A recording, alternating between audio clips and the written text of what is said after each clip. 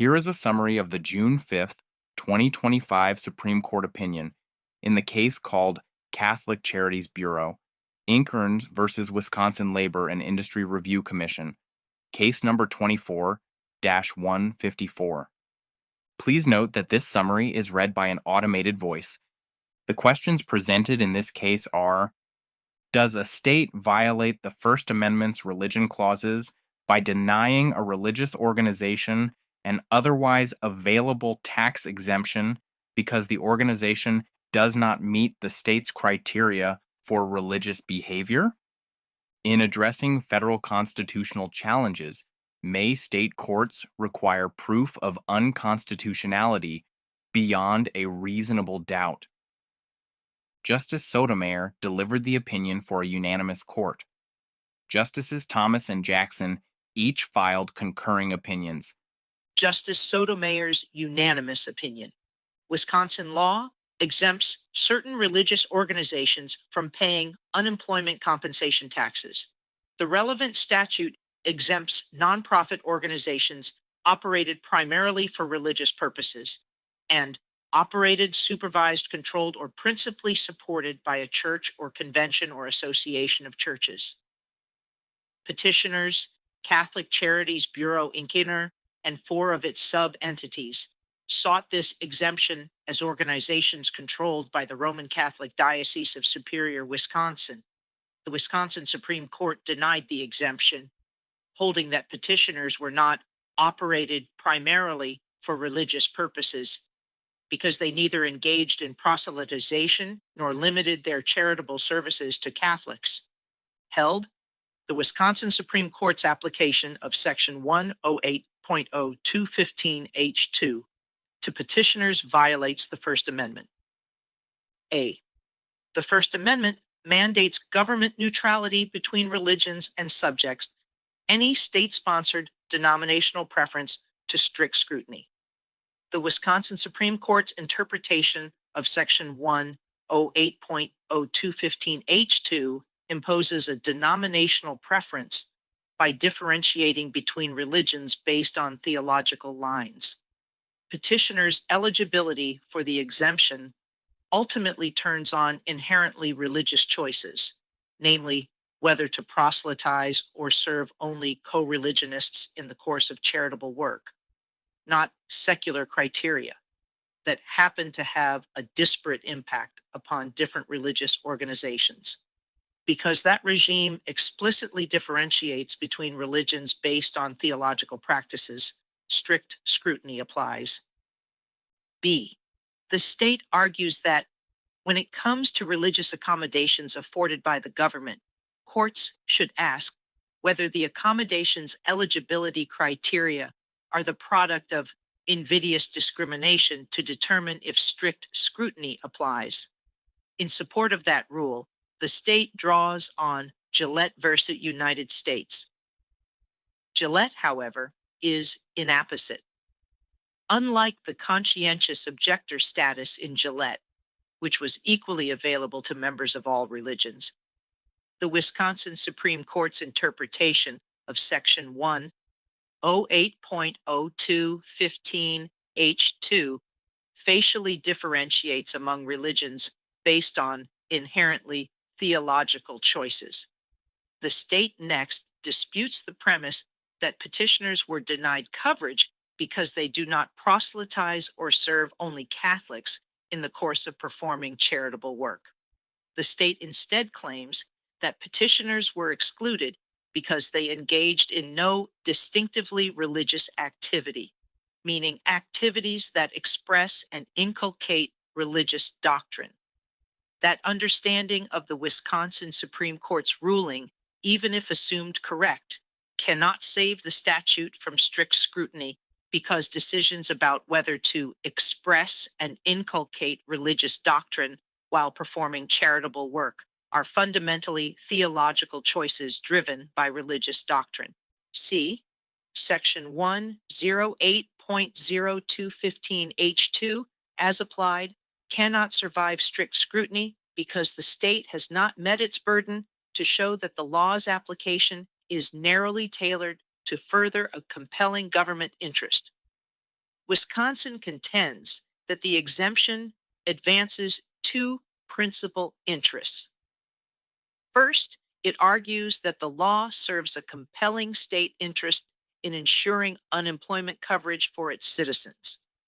The state, however, has failed to demonstrate that the theological lines drawn by the statute are narrowly tailored to advance that interest, particularly as applied to petitioners. Indeed, petitioners operate their own unemployment compensation system, which provides benefits largely equivalent to the state system. The distinctions drawn by Wisconsin's regime, moreover, are under-inclusive, exempting religious entities that provide similar services, i.e., without proselytizing or serving only co-religionists when the work is done directly by a church. Second, the state asserts an interest in avoiding entanglement with employment decisions based on religious doctrine.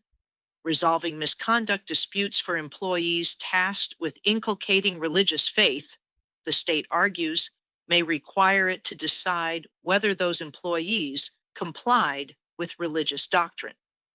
The lines drawn by the exemption, however, are over-inclusive in relation to that interest, for they operate at the organizational level, covering employees that do and do not inculcate religious doctrine in equal measure. This poor fit between the state's asserted interests and the distinctions drawn cannot satisfy strict scrutiny. Reversed and remanded. Justice Thomas's concurring opinion. A nonprofit organization is entitled to an exemption from Wisconsin's unemployment insurance tax on employers if it is controlled by a church and operated primarily for religious purposes. The Wisconsin Supreme Court concluded that Catholic Charities Bureau, Catholic Charities, and its sub-entities are not such organizations, reasoning in two steps. First, the court held that the relevant organization is Catholic Charities and each of its sub-entities, not the broader Catholic Diocese of Superior, of which it is a part. Second, it held that the purposes of Catholic Charities and its sub-entities are primarily secular, not religious. The court concludes that the latter holding of the Wisconsin Supreme Court unconstitutionally discriminates against Catholic Charities and its sub-entities. I agree and join the court's opinion in full. I write separately because, in my view, the Wisconsin Supreme Court's first holding was also wrong. The First Amendment's guarantee of church autonomy gives religious institutions the right to define their internal governance structures without state interference. Religious institutions may create different corporate entities to help manage their temporal affairs, but those entities do not define the broader religious institution's internal structure. Here, although Catholic Charities and its sub-entities are separately incorporated from the Diocese of Superior, they are, as a matter of church law, simply an arm of the diocese. The First Amendment guarantees to religious institutions broad autonomy to conduct their internal affairs and govern themselves. This guarantee, which we have called the Church Autonomy Doctrine, provides that a religious institution is not defined by the corporate entities it chooses to form. The Religion Clause's special protection for the autonomy of religious institutions derives from at least three sources. First is the right of association. This court has long understood as implicit in the right to engage in activities protected by the First Amendment a corresponding right to associate with others. As with other voluntary associations, those who unite themselves to a religious body do so with an implied consent to its internal system of government and are bound to submit to it. And, since the text of the First Amendment gives special solicitude to the rights of religious organizations, they must enjoy a greater right to control their own affairs than that enjoyed by other groups. Second is the reality that matters of religious faith and doctrine are closely linked to matters of church government. Third is the understanding that church and state are two rightful authorities, each supreme in its own sphere. This concept has deep roots in the history of Western civilization. Jesus famously said to render unto Caesar the things which are Caesar's, and unto God the things that are God's. Matthew 22:21. From antiquity onward, Many Christians have interpreted this statement to mean that church and state are distinct, and that each has a legitimate claim to authority within its sphere. Pre-founding English law accordingly distinguished between temporal matters subject to civil court's jurisdiction and spiritual matters subject to ecclesiastical jurisdiction. The First Amendment was adopted against this background of distinct spheres for secular and religious authorities. In arguing for religious freedom for Baptists, for example, James Madison appealed to the notion of independent, spiritual, and earthly authorities. According to Madison, man's duty towards the Creator is precedent both in order of time and in degree of obligation to the claims of civil society. Thus, religion is wholly exempt from civil society's cognizance. In a similar vein, early American decisions justified protections for church autonomy, in part based on the need to respect religious institutions' legitimate and distinct sphere of authority. Religious institutions do not exist apart from the secular world. They need to buy and sell property. They need to hire and pay staff. They need to form contracts and file lawsuits. They need their property arrangements to persist when personnel changes, and they need their property to remain secure when individual members of the institution become insolvent. These and other considerations make the formation of corporate entities essential for many religious institutions. At the same time, the church autonomy doctrine forbids treating religious institutions as nothing more than the corporate entities they have formed. A corporation is a mere creature of law that generally possesses only those properties which the charter of its creation confers upon it. And state law has a great deal to say about how a corporation must be structured.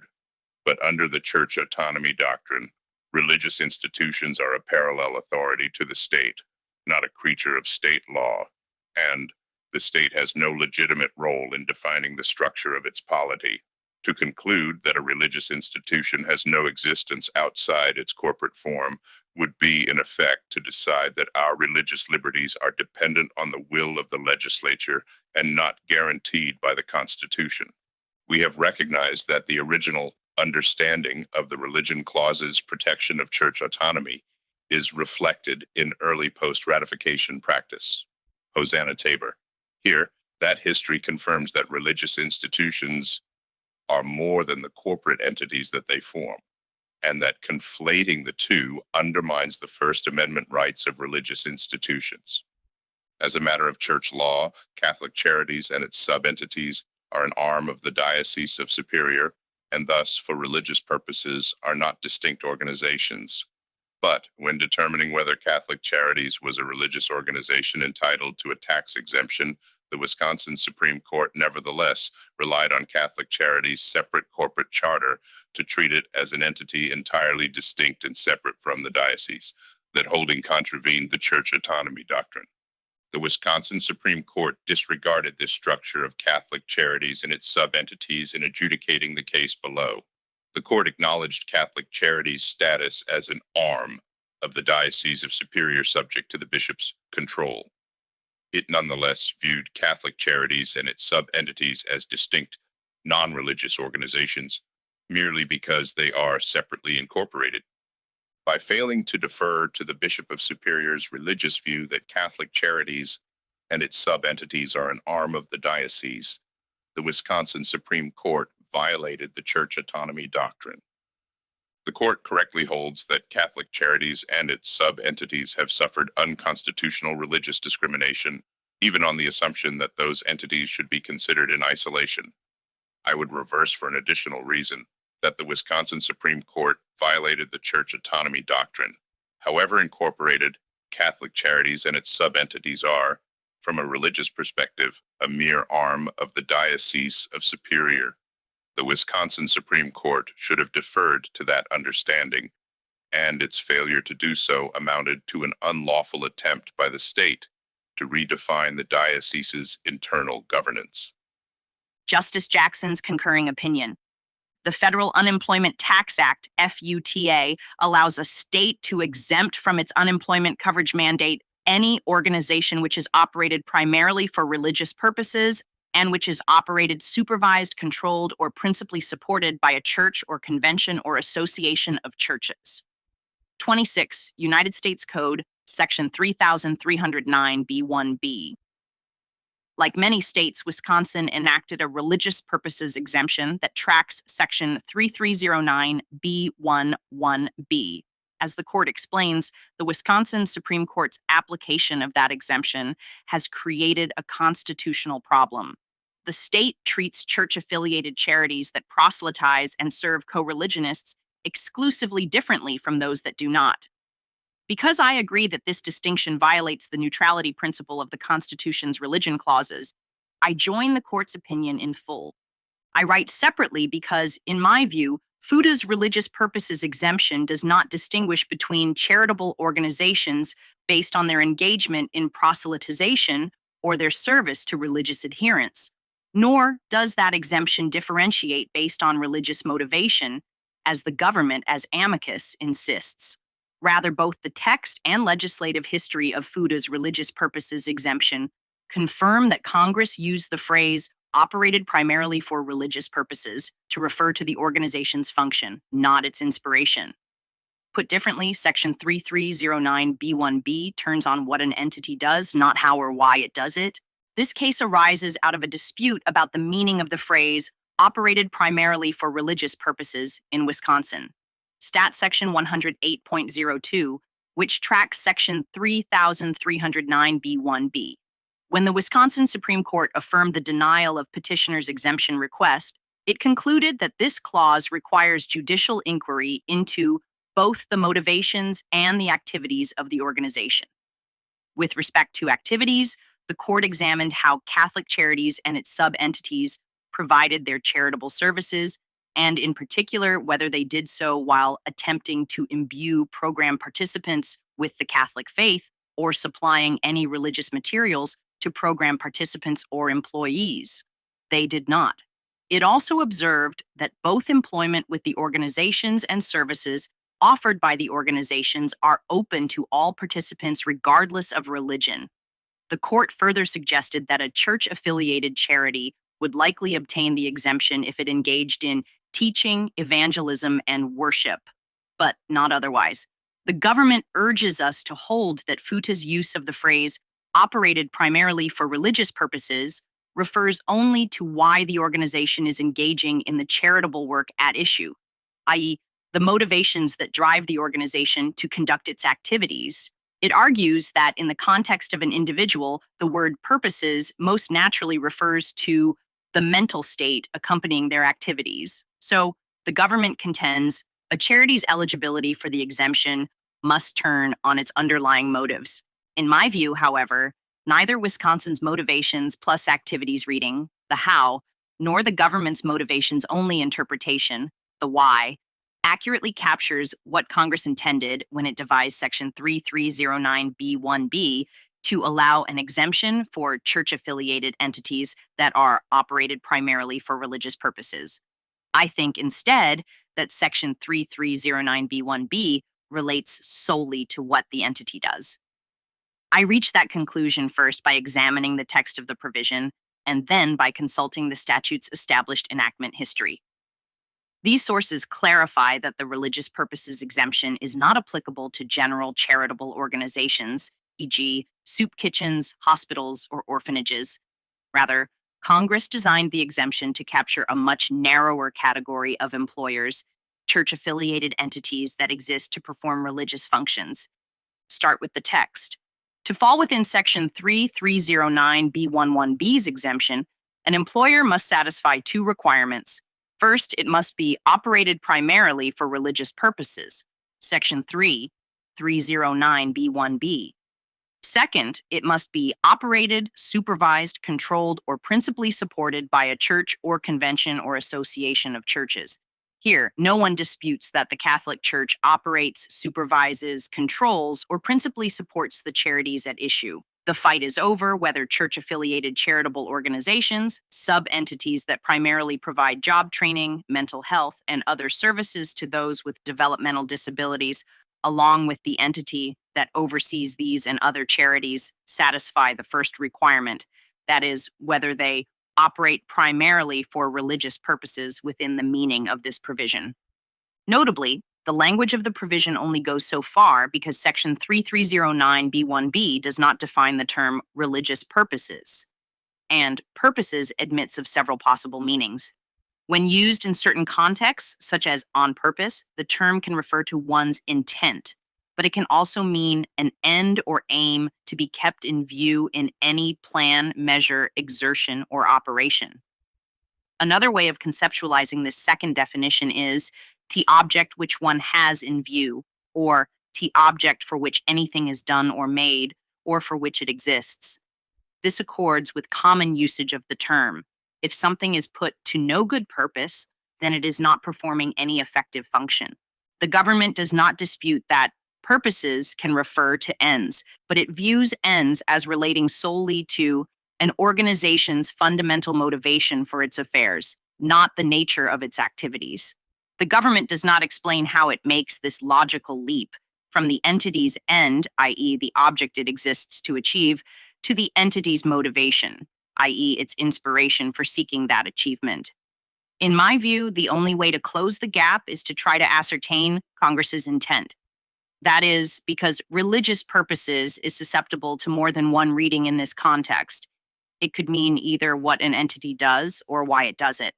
An interpreter of this provision must ask, which reading did Congress intend when it inserted that phrase into this statute? The text of Section 3309B1B itself provides a clue. If one reads operated primarily for religious purposes to track an organization's motivation rather than its function, the provision becomes almost entirely superfluous. Recall that to be exempt under Section 3309B1B, the organization must be operated, supervised, controlled, or principally supported by a church or convention or association of churches. And of course, every church has religious motives for its activities. Thus, prong 2 of Section 3309B1B already establishes religious motivation. The charitable entity is, after all, run by or otherwise closely affiliated with a church, leaving prong 1 with no additional work to do if it too is interpreted as a religious motive element. While not dispositive, this superfluidity problem weighs in favor of a construction of operated primarily for religious purposes that looks to what an entity does rather than its motives.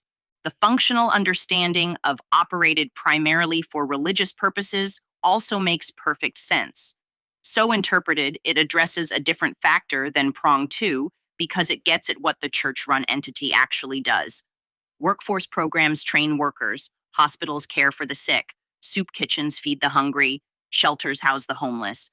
That said, I admit that Section 3309B1B's text alone may not provide a dispositive answer, and thus requires further exploration. For that reason, I look to the provision's enactment history. In this case, that history provides illuminating answers. UTA amendments. Congress signaled that it designed the Section 3309B1B exemption to distinguish between church-related organizations performing ministerial functions, which it wanted to allow states to exempt, and those performing general charitable functions, which it wanted to require states to cover. This makes clear that what the entity does matters for purposes of applying the exemption. To explain this, Congress included a series of examples distinguishing the kinds of church-run entities it thought were exemptable. On the exempt side of the line, the reports list 1. A college devoted primarily to preparing students for the ministry, 2. A novitiate, and 3. A house of study training candidates to become members of religious orders.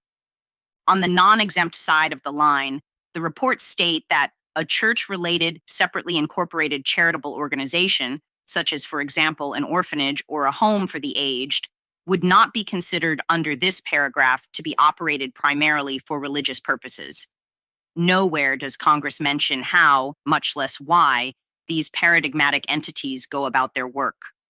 This function-based reading of operated primarily for religious purposes not only follows from the text and legislative history of Section 3309B11B, it also best accords with the anti-entanglement justification for the religious purposes exemption. Wisconsin maintains that it adopted its state version of Section 3309B1B to keep the government out of unemployment eligibility adjudications that implicate questions of church doctrine, but a reading of the exemption that requires assessment of the entity's motivations instead of its actual work does little to further that anti-entanglement objective. Church-related nonprofit employers care for the sick, feed the hungry, and improve the world in countless ways. Most do this, no doubt, for religious reasons. All do this thanks to their employees' labor. As I read Section 3309B1B, evaluating whether a church-affiliated nonprofit operates primarily for religious purposes is not a matter of assessing the sincerity or primacy of its religious motives. Instead, as with so many other interpretive issues, determining what the religious purposes exemption means involves attempting to discern what Congress was trying to achieve. Here, Congress sought to extend to most nonprofit workers the stability that unemployment insurance offers, while exempting a narrow category of church-affiliated entities most likely to cause significant entanglement problems for the unemployment system, precisely because their work involves preparing individuals for religious life. It is perfectly consistent with the opinion the court hands down today for states to align their Section 3309B1B1B based religious purposes exemptions with Congress's true focus. Case implications. The Supreme Court's unanimous decision in Catholic Charities Bureau reinforces the principle that government neutrality among religions is a foundational constitutional requirement, particularly when states establish exemptions for religious organizations. By invalidating Wisconsin's unemployment tax exemption as applied, the court clarifies that any legal regime that distinguishes between religious organizations based on inherently theological choices, such as whether to proselytize or serve only co-religionists, triggers strict scrutiny. This ruling may prompt states to reconsider how they define religious exemptions across various regulatory contexts, with particular attention to avoiding criteria that favor certain religious practices over others.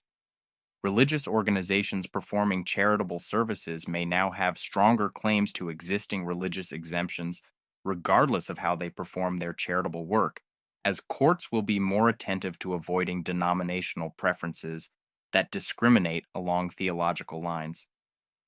Justice Thomas's concurrence extends the implications by emphasizing church autonomy principles, suggesting that civil authorities must respect a religious institution's understanding of its own internal structure regardless of corporate formalities. His perspective could influence future cases involving religiously affiliated entities that maintain separate corporate identities but function as arms of a church or denomination.